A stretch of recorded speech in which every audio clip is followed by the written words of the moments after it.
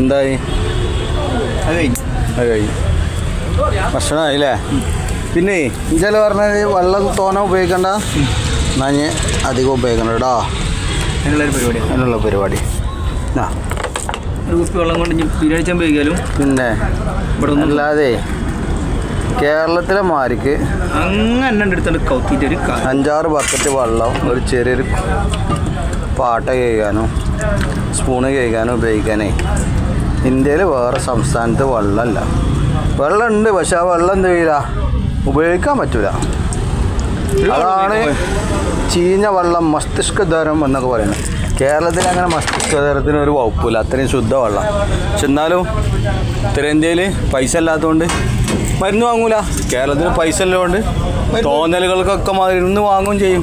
തോന്നിയാൽ മതി, അപ്പോന് പോയിട്ട് പൈസ കൊടുത്തുകൊണ്ട് 1000 ചിലവാക്കിയാണ്ട് അത് കുടിച്ച് പിന്നെ മയങ്ങി കിടക്കും.